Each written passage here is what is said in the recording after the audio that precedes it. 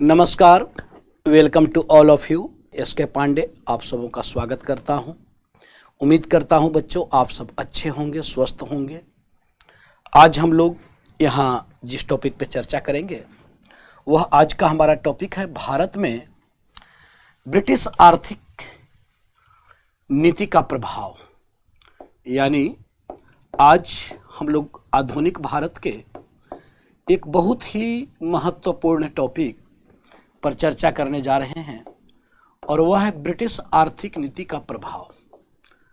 British आर्थिक नीति का प्रभाव। अब इस ब्रिटिश आर्थिक नीति का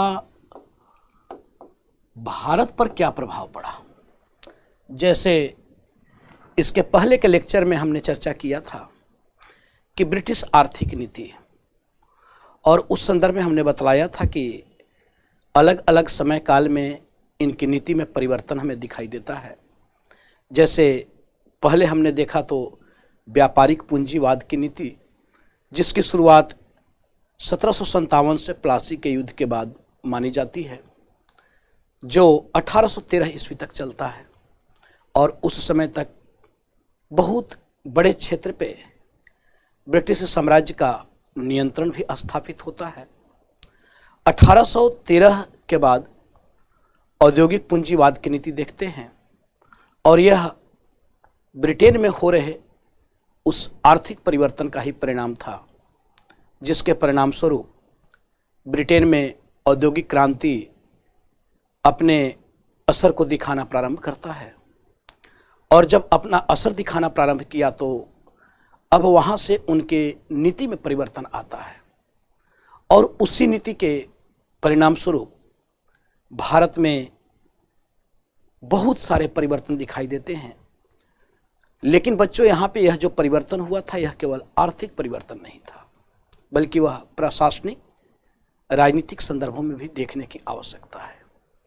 जैसे हम लोग पढ़ते हैं तो केवल डलहौजी के नीति को पढ़ते हैं तो उसे साम्राज्य विस्तार की नीति के अंतर्गत देखते हैं कि उसने बहुत बड़े क्षेत्र को अपने नियंत्रण में किया था, डायरेक्ट ब्रिटिश साम्राज्य में मिलाया था। जैसे सतारा, जैतपुर, संभलपुर, झांसी, नागपुर, इन सभी क्षेत्रों को उसने मिलाया अपने हड़प नीति के तहत। तो वहीं उसने अवध को कुशासन के आरोप पे ब्रिटिश साम्राज्य में शामिल किया। यानी यह ब्रिटिश की आवश्यकता हो चुकी थी कि जैसे भी हो साम्राज्य को विस्तृत करना है, और इसलिए विस्तृत करना है क्योंकि अब उस औद्योगिक क्रांति के परिणाम स्वरूप ब्रिटेन में कच्चे माल की आवश्यकता थी और तैयार माल के लिए, जो तैयार वस्तुएं थे उनके लिए एक बड़े बाजार की आवश्यकता थी। तो उसके लिए चाहे जैसे भी हो युद्ध करना पड़े, संधि करना पड़े, उसे ब्रिटिश साम्राज्य के अंतर्गत शामिल करने की आवश्यकता थी। तो वहाँ से औद्योगिक पूंजीवाद की नीति देखते हैं, और जब इस नीति के परिणाम स्वरूप ब्रिटेन में बहुत धन संचय हुआ तो फिर वित्तीय पूंजीवाद हम लोग देखते हैं, जिसमें भारत में अब इन्वेस्ट किया जा रहा है। उस पैसे को सरकार आश्वासन दे रही है उन पूंजीपतियों को कि मैं आपके पैसे को नुकसान नहीं होने दूंगा। तो इस प्रकार से सभी बिंदुओं पे हमने चर्चा किया था पिछले लेक्चर में। अब आखिर उसका प्रभाव क्या पड़ा, तो इसके प्रभाव के संदर्भ में आज हम लोग जो चर्चा करेंगे वह हमारा चर्चा होगा कुछ महत्वपूर्ण बिंदुओं पे, जिसमें एक तो हम लोग पढ़ेंगे धन का निर्गमन। धन का निर्गमन, यह धन का निर्गमन क्या है? निर्गमन से आप सब भी परिचित होंगे, यानी धन जा रहा है, वह भारत से धन किस रूप में जा रहा है, कैसे जा रहा है, इसको हम लोग यहाँ पे समझने का प्रयास करेंगे, क्योंकि यह प्रारंभिक परीक्षा और मुख्य परीक्षा दोनों के लिए बहुत महत्वपूर्ण है। उसके बाद हम लोग यहाँ पे देखेंगे इस आर्थिक नीति के ऐसे तो बहुत सारे प्रभाव हैं, लेकिन उतने प्रभाव सामान्य अध्ययन जीएस के लिए आपको आवश्यकता नहीं है। जिन जिन चीज़ों की आवश्यकता है हम लोग उतना ही देखेंगे, क्योंकि बहुत सारी चीज़ें आपको ऑप्शनल के अकॉर्डिंग पढ़ना होता है, तो हम लोग उतने डिटेल्स में यहाँ पे जाने की कोशिश नहीं करेंगे। तो धन का निर्गमन हो रहा है, इसके साथ साथ कृषि का वाणिज्यीकरण हो रहा है। कृषि का वाणिज्यीकरण, आज हम लोग बहुत सारी चीज़ों को देखने वाले हैं। कृषि का वाणिज्यीकरण और इसके साथ साथ हस्तशिल्प उद्योग का पतन, हस्तशिल्प उद्योग का पतन, हस्तशिल्प उद्योग का पतन, उद्योग का पतन। अब ऐसे तो और भी है, अकाल है, उसके बाद रेलवे है, तो इन सभी चीज़ों को भी देखना है, लेकिन बहुत वह आपके लिए जरूरी नहीं है। तो हम लोग इन 3 बिंदुओं पे आज चर्चा करने जा रहे हैं, जिसमें धन का निर्गमन, कृषि का वाणिज्यीकरण और हस्तशिल्प उद्योग का पतन। अब इन्हीं सब चीज़ों को आप जब समझ जाओगे तो आगे आने वाले चाहे दुर्भिक्ष या अकाल जो भी हो, उसको भी आप लिखने में सक्षम हो पाओगे। तो यह इसी आर्थिक नीति जो हम लोगों ने 3 चरणों में देखा था, उसी का दुष्परिणाम कह ले तो उसी के कारण ये सारी घटनाएं घटित हो रही हैं।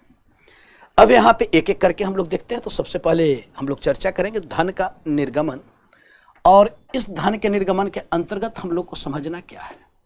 धन का निर्गमन, अब धन का निर्गमन के अंतर्गत हम लोगों को क्या देखना है, तो यहाँ पे हम लोग बच्चों 2-3 बातों को ध्यान देंगे। सबसे पहले तो इसके अर्थ को समझेंगे कि यह क्या है, धन का निर्गमन क्या कहलाता है, धन के निर्गमन का अर्थ क्या है। यह जो धन जो निर्गमित हो रहा था, यानी ब्रिटेन जा रहा था, उसकी प्रक्रिया क्या थी, किस प्रकार से यह धन ब्रिटेन जा रहा है, तो उसकी प्रक्रिया को भी हम लोग यहाँ पे समझने का प्रयास करेंगे कि यह धन जाने की प्रक्रिया क्या है, स्रोत क्या है, किस माध्यम से, यानी यहाँ पे हम लोग स्रोत या प्रक्रिया कह लें कि इसके स्रोत को भी देखेंगे कि धन जाने का स्रोत क्या है और इसकी प्रक्रिया किस प्रकार से है, और इसके बाद फिर इसका हम लोग देखेंगे यानी इस धन के निर्गमन का परिणाम क्या हुआ। तो परिणाम के संदर्भ में हम लोग दोनों संदर्भों में इसे देखने का प्रयास करेंगे कि वह सकारात्मक है या केवल नकारात्मक है। तो इस तरीके से इसे हम लोग समझने का प्रयास करते हैं। अब यहाँ पे धन का निर्गमन, जैसा कि आप सब भी जानते हो कि यह धन जो है वह धन कहाँ जा रहा है, तो यह धन आपको इंग्लैंड जा रहा है। ठीक है, इंग्लैंड जा रहा है, कहाँ से जा रहा है, तो भारत से जा रहा है। यानी यह जो धन है वह धन यहाँ पे देखें तो धन इंग्लैंड की ओर जा रहा है, और यह धन जाने की जो प्रक्रिया है वह कहाँ से जा रहा है, वह भारत से जा रहा है। यानी हाँ, भारत से धन जो है वह इंग्लैंड की ओर जा रहा है। अब यह धन, यही धन का निर्गमन है। यह धन कैसे जा रहा है, तो यह भारत से आपको 2 रूपों में जाएगा। एक तो जाएगा सेवा के नाम पे, और दूसरा जाएगा विकास के नाम पे, कि भाई मैं आपके यहाँ सेवा दे रहा हूं और मैं आपके यहाँ विकास कर रहा हूं। अब सेवा क्या, तो सेवा में हम लोग देखें तो यहाँ पे न्यायिक सेवा, क्योंकि इन्होंने न्यायिक व्यवस्था को स्थापित किया, तो न्यायिक सेवा, प्रशासनिक व्यवस्था को स्थापित किया, तो प्रशासनिक सेवा, प्रशासनिक सेवा। ठीक है, तो यह धन आपको न्यायिक सेवा, प्रशासनिक सेवा, इसके साथ साथ सिविल सेवा, ठीक है, सिविल सेवा भी तो है ना, तो सिविल सेवा के नाम पे जाएगा। इसके साथ साथ यह आपको न्यायिक सेवा, प्रशासनिक सेवा, सिविल सेवा, सिविल सेवा, इन सब के नाम पे जाएगा, क्योंकि यह सेवाएं दी जा रही है। इसके साथ साथ विकास, तो विकास क्या है, तो विकास इन्होंने बोला कि भाई मैं आपके यहाँ रेलवे का विकास किया। अब रेलवे का विकास किया तो उसमें बहुत सारे खर्च हुए, तो कल पुर्जे का तो पैसा दोगे ना, सामान जो आएगा ब्रिटेन से उसका भाड़ा तो आप दोगे ना, यहाँ ट्रैक जो बिछाई जाएंगी उसका तो पैसे आप दोगे, तो भारत तो फिर कर्जदार होता चला जाएगा। तो यह आपको रेलवे सेवा के नाम पे जाएगा, यह आपको सड़क सेवा के नाम पे जाएगा, क्योंकि आपके यहाँ ट्रांसपोर्टिंग ये कर रहे हैं, यह आपको प्रेस के नाम पे जाएगा, क्योंकि प्रिंटिंग प्रेस को ये स्थापित करवा रहे हैं, तो यह भी तो सेवा ही है। प्रेस का विकास इन्होंने किया। इसके साथ साथ इन्होंने शिक्षा व्यवस्था को स्थापित किया। शिक्षा व्यवस्था, हम लोग शिक्षित नहीं थे, अशिक्षित थे, तो इसके लिए भी इन्होंने हम लोगों को शिक्षित करने का काम किया। तो इन सब में तो इन्वेस्ट हो रहा है, तो उसका तो पैसा जाना चाहिए, और इसीलिए पैसा ले रहे हैं। तो फिर क्या यह धन का निर्गमन गलत है क्या? अभी तो आपको लग रहा होगा फिर सही है किया जा रहा है, क्योंकि जब इतने फैसिलिटी आपको दिया गया तो भाई पैसा तो वे ले रहे हैं, तो कौन सा गलत कर रहे हैं। लेकिन यह निर्गमन किस रूप में हो रहा था, इसे समझना है।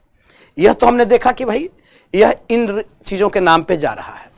अब इन चीजों के नाम पे कैसे जाएगा? तो इनके जो सेवा दे रहे हैं उनका वेतन दोगे आप, उनको पेंशन दोगे आप, भत्ता दोगे आप, तो इन सब सेवाओं के नाम पे तो आपको देना पड़ेगा। तो ये सारे पैसे आपको जा रहे हैं कहां? ब्रिटेन, इंग्लैंड में। अब इंग्लैंड में क्या हो रहा है? तो इंग्लैंड में इसके लिए एक बनाया जा रहा है, ये सब जो सेवाओं के नाम पे जो पैसे जो जा रहे हैं, क्योंकि इन सबसे पैसा भी तो आएगा ना। अब ये पैसा जो आएगा तो वह पैसा आपको जाकर इंग्लैंड में जमा होगा, किसमें? तो इंग्लैंड में एक बनाया गया सुरक्षित कोष, रिजर्व फंड। ध्यान देना, एक सुरक्षित कोष का गठन किया गया, यह इंग्लैंड में किया गया। अब इस सुरक्षित कोष का काम क्या था? तो इस सुरक्षित कोष में यानी भारतीय धन को इसी कोष में जमा किया जाता था, ठीक है। और इसके साथ साथ भारत को इसी कोष से ऋण भी दिया जाता था। देखो, यह जो सुरक्षित कोष है, इसमें क्या हो रहा है? तो इस सुरक्षित कोष में भारतीय धन को जमा किया जा रहा है, भारतीय धन को जमा किया जा रहा है, ठीक है। भारतीय धन को जमा किया जा रहा है, भारतीय धन को जमा किया जा रहा है, ठीक। इसी सुरक्षित कोष में जमा होगा, और इसी सुरक्षित कोष से, यह जो सुरक्षित कोष है रिजर्व फंड, इसी से आपको भारत को ऋण प्रदान किया जाएगा, भारत को ऋण प्रदान किया जाएगा, ऋण प्रदान किया जाएगा। अब आप देखो, भारत का ही पैसा भारत में किस रूप में आ रहा है? किस रूप में आ रहा है? वह कर्ज के रूप में आ रहा है। इसी सुरक्षित कोष से अब भारत को ऋण भी दिया जाएगा इन सब के लिए, और इसी सुरक्षित कोष से यहां से जो पैसा जो आ रहा है उसको जाके जमा भी किया जा रहा है। भाई रेलवे चल रही है तो भाड़ा मिलेगा या नहीं मिलेगा? सड़क है तो टैक्स ले रहे हो आप, प्रिंटिंग प्रेस के नाम पे आप ले रहे हो, न्यायालय में पैसा आ रहा है, प्रशासन में आ रहा है, सिविल सेवा में आ रहा है पैसा। अब अभी क्या है कि ये सारे पैसे आपको भारत में हो जाते हैं जमा। यही होता है ना, जहां से भी टैक्स जो वसूला जा रहा है वो सब जमा हो रहा है, उसी को आपको यहाँ पे रेलवे बनाया जा रहा है, या जो भी डेवलपमेंट किया जा रहा है। कोई सरकार अपने जेब से तो कर नहीं रही है, अपने घर से तो कर नहीं रही है, हमारा ही पैसा, लेकिन हम ही पे इन्वेस्ट किया जा रहा है, हमारे ऊपर ही उसको हमारी फैसिलिटीज बढ़ाई जा रही हैं। अब उस समय भी फैसिलिटीज बढ़ाई जा रही हैं, दी जा रही हैं, लेकिन वह क्या है? तो ये सारे पैसे चले जा रहे हैं कहां? रिजर्व कोष में, रिजर्व फंड में, जो इंग्लैंड में है। अब इसी रिजर्व फंड से, यानी इसमें भारतीय धन जमा हो रहा है, और इसी से फिर आपको इन सब के नाम पे आपको पैसा कर्ज के रूप में दिया जाएगा कि भाई कल पुर्जा आ रहा है, युद्ध सामग्रियां आ रही हैं, समझे, पेंशन है, उनको भत्ता है। अब ये सारे लोग जो पेंशन लेने वाले लोग हैं सब कहां के हैं? ब्रिटेन के, इंग्लैंड के। ये सब रहेंगे कहां रिटायरमेंट के बाद? इंग्लैंड। अब इनको जो पेंशन मिलेगा उस पेंशन को खर्च कहां करेंगे? भारत में आकर वह खर्च करेंगे इंग्लैंड में जाकर। आज मान लो सपोज दैट आपके घर का कोई व्यक्ति अमेरिका में कमा रहा हो और वह अमेरिका से पैसा क्या कर रहा है, भारत में भेज दे रहा है। अब भारत में जो एनआरआई है वे क्या कर रहे हैं, वे भारत में अपना कमीनी को भेज रहे हैं और उसका खर्च कहां हो रहा है, भारत में। मान लो आप कपड़ा ही खरीद रहे हो, आप जो भी परचेजिंग कर रहे हो, खाने पीने की जो चीजें खरीद रहे हो, तो वो भारतीय लोगों से आप खरीद रहे हो ना, वो पैसा आपको जा रहा है, यानी अमेरिकी पैसा आपको भारत में जा रहा है, इंग्लैंड का पैसा आपका भारत में जा रहा है। लेकिन यहां क्या हो रहा है कि यहां का पैसा सब चला जा रहा है इंग्लैंड में, जो सेवा के नाम पे जा रहा है, जो आपको विकास के नाम पे जा रहा है। यही धन का निर्गमन था और इसे बहुत बाद में लोगों ने समझा। तब जाकर लोगों ने, अब कौन लोग समझे भी, तो जो इनकी प्रशंसा किया करते थे, क्योंकि सामान्य लोगों को क्या पता है कि क्या हो रहा है। आज सामान्य किसान को तो किसान बिल भी पता नहीं है। बहुत सारे लोग तो ऐसे ही पहुंच जाते हैं कि अच्छा सब लोग विरोध कर रहा है, चलो हम भी विरोध करते हैं। लेकिन सच्चाई पूछ दो कि क्या है इस बिल में जिसका विरोध आज किया जा रहा है। लोग बैठे हुए हैं ना दिल्ली के चारों ओर, तो पूछा जाए उनसे कि भाई क्यों विरोध आप कर रहे हो। मुझे नहीं लगता कि उसमें से 10% लोग भी, 5% लोग भी उस भीड़ में से आपको क्लियर बता पाए कि हम किस बात का विरोध कर रहे हैं। बस सब लोग विरोध कर रहे हैं, हम भी यहां पे हैं। यही होता है ना आंदोलन में। तो उस समय के लोगों को कहां पता था, उस समय के लोगों को क्या पता था कि क्या हो रहा है। यहां तो शासक बदल जा रहे हैं, तब लोग को पता नहीं चल रहा है। भाई कोई और शासक था, कोई दूसरा आ गया, आने दो। सामान्य जनता तो ऐसे ही है, वह तो मेहनत करने के लिए है, पैदा ही हुआ है, वह तो करेगा। तो इस प्रकार से आम लोगों को उसका कोई पता नहीं था। और ऐसे भी बच्चों देखो, राष्ट्रवाद जो है, मैं जहां तक समझता हूं, और भारत में जो राष्ट्रवाद है, इसका आरंभिक जो स्वरूप है वह आर्थिक मुद्दा से ही जुड़ा था। क्योंकि सबसे पहले अंग्रेजों का जो विरोध जो किया जा रहा है, यह इसी प्रक्रिया से किया जा रहा है। और इसको लोगों ने समझा, इसको भी बुद्धिजीवी वर्ग ही समझे, जो अभी तक इनकी वकालत किया करते थे, जो अभी तक यह मानकर चलते थे कि अंग्रेजों का बना रहना भारत में उचित है, क्योंकि यह हमारे विकास के लिए यहां पे आए हुए हैं। इनका क्या जा रहा है बेचारों का, ये तो हमें सभ्य बनाने आए हुए हैं, ये तो हमें सभ्यता से परिचित कराने आए हुए हैं, यह तो हमें आधुनिक बनाने आए हुए हैं। लेकिन जब उन लोगों ने गहराई से चीजों को समझा, तब वहां से विरोध करना स्टार्ट किया कि अरे अरे यह तो बहुत गलत हो गया, जो हम लोग इनको इस रूप में देखें, ये तो कुछ और चल रहा है। तब लोगों ने इन चीजों को समझा। तो अब आप समझ चुके होंगे, जहां तक मेरा यह मानना है, कि धन का जो निर्गमन है वह क्या है और धन का निर्गमन कैसे हो रहा है। यानी सामान्य तौर पर आपको धन के निर्गमन का अगर अर्थ पूछा जाए कि धन का निर्गमन क्या है, तो भारतीय धन संपत्ति का ब्रिटिश जाना और इसके बदले में भारतीयों को कुछ भी प्राप्त न होना, मूलतः धन का निर्गमन है। इसे ही धन के निर्गमन के नाम से कहा जाना जाता है। अब सर्वप्रथम इसके विषय में जानकारी किसने दिया, तो सबसे पहले इस विषय में जानकारी देने का काम जो किया, वह धन के निर्गमन सिद्धांत को सबसे पहले बतलाने का काम किया दादा भाई नौरोजी ने। दादा भाई नौरोजी, ठीक है। तो धन का निर्गमन क्या है वह हमने बतलाया। अब धन के निर्गमन को सर्वप्रथम बतलाने का काम दादा भाई नौरोजी जैसे उदारवादी नेता के द्वारा किया जाता है, जिन्होंने 1867 में धन के निष्कासन सिद्धांत को प्रस्तुत किया। और यह कहां प्रस्तुत किया, तो यह प्रस्तुत आपको लंदन में ईस्ट इंडिया एसोसिएशन की बैठक हो रही थी। जब सम्मेलन हम लोग पढ़ेंगे तो उसमें एक संगठन था ईस्ट इंडिया एसोसिएशन, और इसका आयोजन जो होता था वह आपको लंदन में होता था। तो जब लंदन में ईस्ट इंडिया एसोसिएशन की बैठक में जब दादा भाई नौरोजी पहुंचते हैं तो उसमें इन्होंने एक लेख लिखा था। वह लेख था इंग्लैंड डेब्ट टू इंडिया। क्या था? इंग्लैंड डेब्ट टू इंडिया। इंग्लैंड डेब्ट टू इंडिया। यह सबसे पहली बार कब? 1867। कहां पे? तो लंदन में ईस्ट इंडिया एसोसिएशन की बैठक में सर्वप्रथम धन के निर्गमन सिद्धांत को प्रस्तुत करने का काम दादा भाई नौरोजी ने किया। आगे चलकर दादा भाई नौरोजी के द्वारा poverty and un British rule in India लिखा जाता है।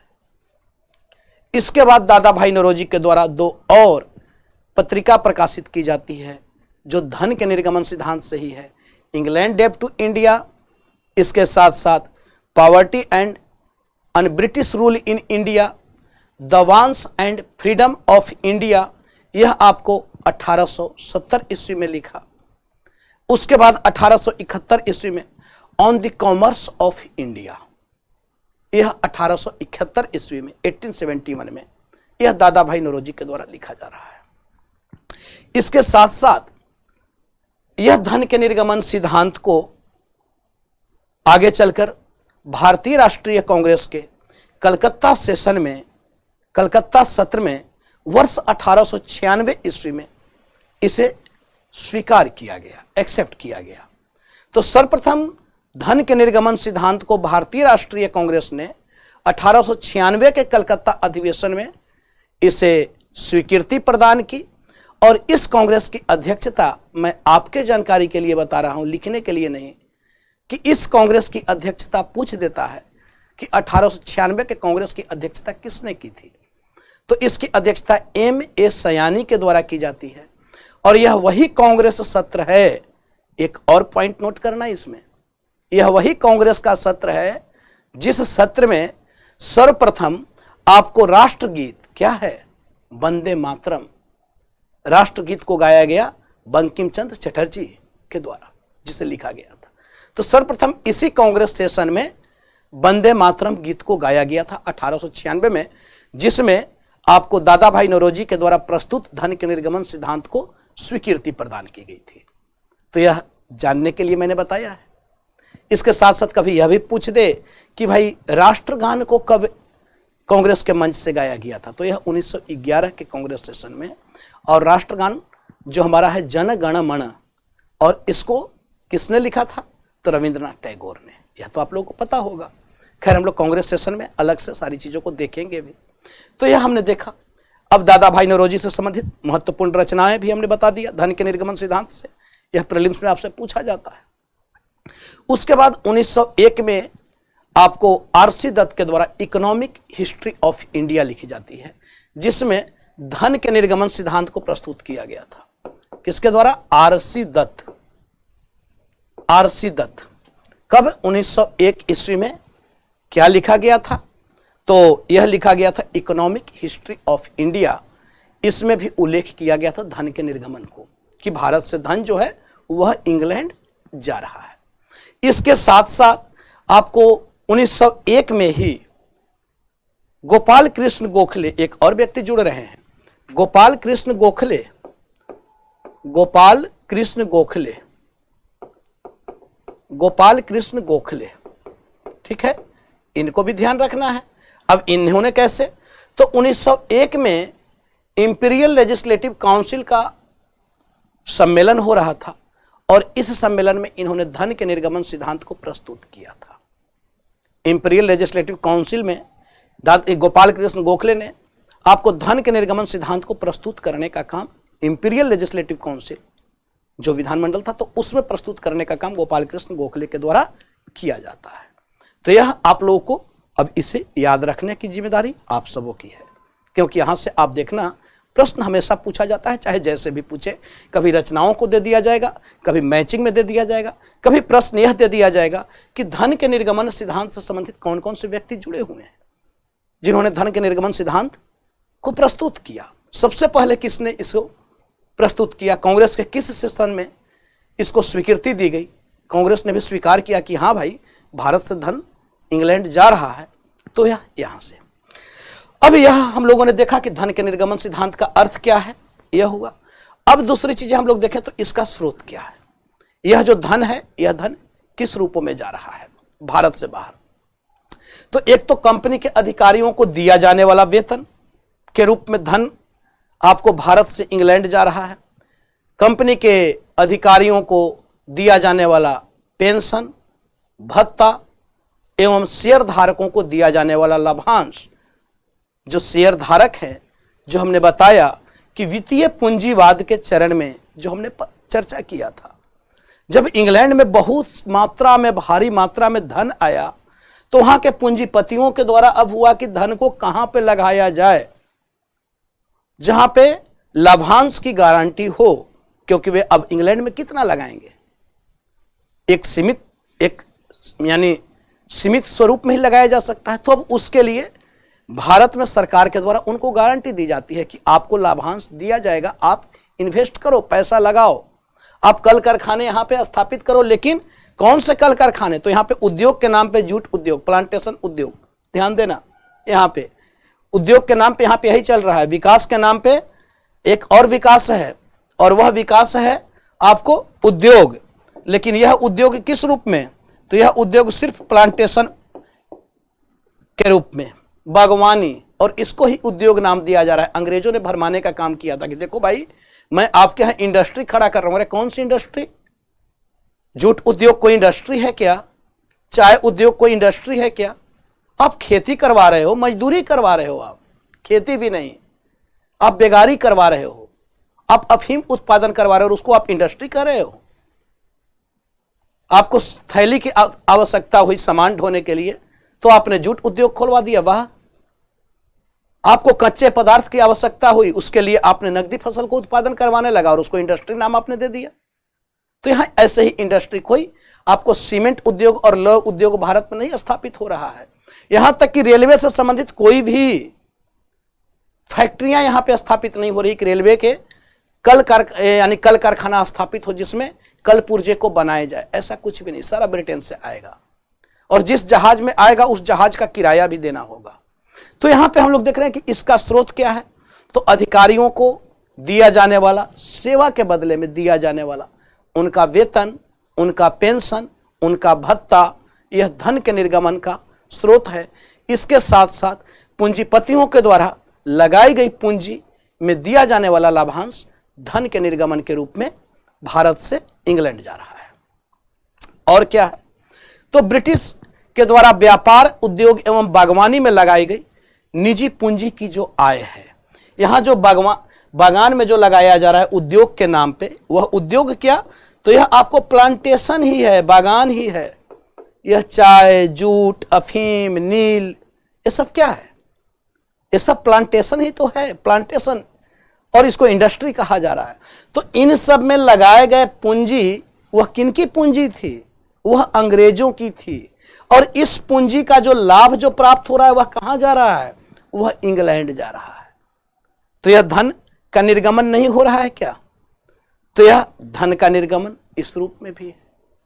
इसके साथ साथ 1858 के पश्चात हम लोग देखते हैं तो ब्रिटेन में किया क्या जा रहा है कि भारत सचिव एवं उसके परिषद की स्थापना की गई 1858 के अधिनियम से, कि भाई भारत सचिव और उनके परिषद। अब भारत सचिव और उनके परिषद, जो उनका काउंसिल है, उसमें जो सदस्य हैं और जो ऑफिस है, उसका खर्च और उन अधिकारियों के पेमेंट, यह सब धन के निर्गमन के रूप में कहां जा रहा है? वह ब्रिटेन जा रहा है। तो निर्गमन के मुख्य तत्व क्या है? यह निर्गमन के मुख्य तत्व हैं जिसको हमने बतलाया। इसके साथ साथ सार्वजनिक ऋण पर दिया जाने वाला ब्याज का हिस्सा, जो सार्वजनिक ऋण है, उस ऋण पर जो ब्याज है, क्योंकि इसमें ऋण दिया जा रहा है और इसका जो ब्याज है, वह ब्याज का जो हिस्सा है वह धन के निर्गमन के रूप में जा रहा है, वह भारत से इंग्लैंड जा रहा है। तो व्यापार के नाम पे, उद्योग के नाम पे जो भी निवेश किए गए, इन निवेश में जो पूंजी लगा, उस पूंजी से जो आय प्राप्त हुआ, उसका सारा पैसा भारत में नहीं रह रहा है, बल्कि वह पैसा ब्रिटेन जा रहा है और ये सब धन के निर्गमन के रूप में जाने जाते हैं। अब निर्गमन का जो स्वरूप है यह भौतिक हस्तांतरण के रूप में हमें दिखाई देता है, जिसमें ब्रिटेन के उत्तरदायित्व अगर आप देखें तो प्लासी के युद्ध के बाद ही इस प्रक्रिया की शुरुआत होती है। जब प्लासी के युद्ध के बाद नवाब से भारी मात्रा में जो पैसा लिया जाता है, जो गिफ्ट लिया जाता है, यह सब तो निर्गमन ही था। और जब दीवानी प्राप्त कर ली जाती है 1765 में, तो दीवानी प्राप्त करने के बाद यहीं के पैसा को आपको यहीं लगाकर और यहीं से लाभ प्राप्त कर उसको ब्रिटेन में जो ले जाया जा रहा है, बेचा जा रहा है, वह भी तो धन का निर्गमन है। तो इस निर्गमन की शुरुआत 1757 से ही हो जाती है, प्लासी के युद्ध के बाद। तो इस प्रकार से इस प्रक्रिया को आपको अंजाम दिया जाता है। यह इसका स्रोत है जो हमने बतलाया कि धन का निर्गमन कैसे हो रहा है, इसका क्या क्या स्रोत है। उन स्रोतों को हम लोगों ने यहाँ पे देखने का प्रयास किया कि धन किस रूप में भारत से बाहर इंग्लैंड में जा रहा है। इसके साथ साथ अब देखें तो अब इसका प्रभाव क्या पड़ता है। तो इसका प्रभाव कुछ तो सकारात्मक भी है बच्चों, और वहीं अगर देखा जाए तो इसके कुछ प्रभाव हमें नकारात्मक भी दिखाई देते हैं। अगर इसके प्रभाव की बात करें तो भारतीय अर्थव्यवस्था से जो धन की निकासी है वह आपको एक प्रकार से देखें तो इसका नकारात्मक प्रभाव ही हमें ज्यादा दिखाई दे रहा है कि इस धन निर्गमन ने भारतीय अर्थव्यवस्था को खोखला करने का काम किया। भारतीय अर्थव्यवस्था को ऐसा कर दिया गया कि भारत कभी भी आर्थिक रूप से सशक्त नहीं बन पाया। यह इसी धन के निर्गमन का ही प्रभाव था, जिसके कारण यानी कमजोर और पिछड़ा भारत के रूप में भारत की पहचान होती गई। दूसरे आप देखें तो अधिक भू राजस्व वसूल करना और उसका बड़ा अंश ब्रिटेन भेजा गया, जिसके कारण इसी धन से भारत में जहां एक ओर पुलिस और प्रशासन और न्यायिक व्यवस्था को स्थापित की गई, तो इसके माध्यम से ही भारतीय राष्ट्रीयता को कुचलने का भी काम किया गया। हमारे पैसे से ही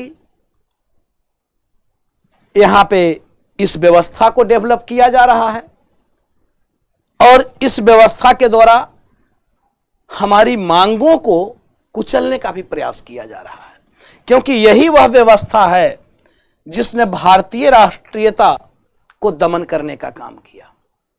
यही वह व्यवस्था है जिसमें पैसा भारतीयों का लगा था, लेकिन राष्ट्रीय आंदोलन को इसी के माध्यम से कुचला जा रहा है।